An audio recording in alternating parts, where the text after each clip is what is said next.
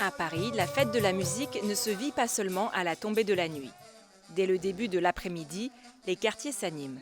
Dans les parcs, sur les places, des scènes s'installent, des familles se rassemblent.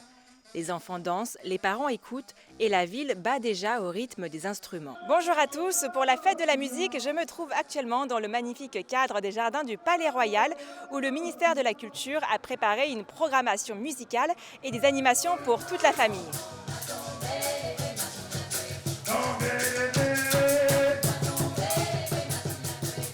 Cette année, pour la fête de la musique, on a travaillé avec le ministère de la Culture pour pouvoir valoriser toute la diversité des musiques et danses traditionnelles de France. À la fois tout ce que ça dit et ça raconte sur la richesse des patrimoines de ces musiques et de ces danses, et aussi toutes les personnes qui y participent, à la fois les Bretons, les Corses, les Basques, les Occitans, mais aussi une volonté de valoriser les diasporas et les territoires d'outre-mer.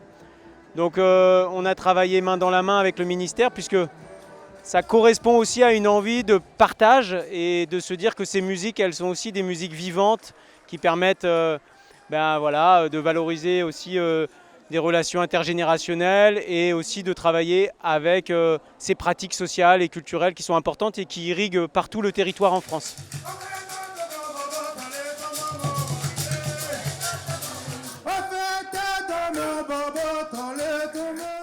Bonjour, je suis venue ici à la fête de la musique avec mon fils de 5 ans et c'est vraiment super. On a toujours l'habitude que la fête de la musique c'est plus pour les adultes, alors que cette fois-ci on découvre vraiment que c'est vraiment très chouette avec les enfants.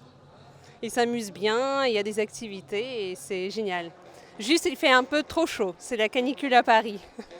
Et si la programmation officielle attire toujours du monde, la magie de la fête de la musique, elle, s'improvise au coin des rues. Les passants s'arrêtent, certains chantent, d'autres dansent. Ici, la scène appartient à tous et chaque rue devient un terrain de jeu sonore où l'on célèbre la musique dans sa forme la plus spontanée et vivante. Du coup, j'aime beaucoup la fête de la musique, mais là moi je suis venu Place Colette parce que pour danser le rock citant. Mais après ici on danse toutes les danses, c'est du swing. Et ce qui est vraiment cool, c'est que ça mélange vraiment tous les gens, de tous les milieux, de tous les âges. Et ça c'est vraiment cool parce que dans mon quotidien, j'ai pas trop l'occasion de faire ça. Et même sous terre, la musique ne s'arrête pas. Dans les stations de métro, la RATP aussi participe à la fête.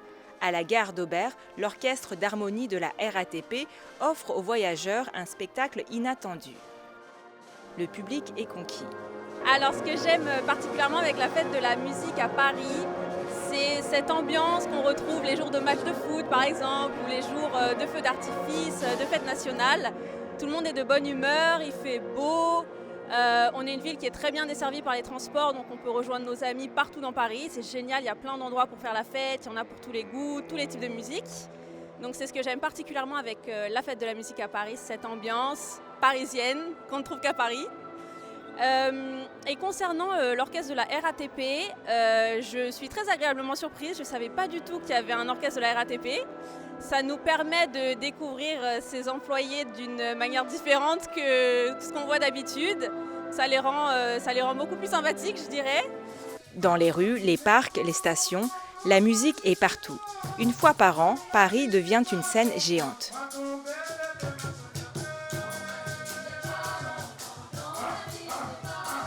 Reportage par Mandarin TV.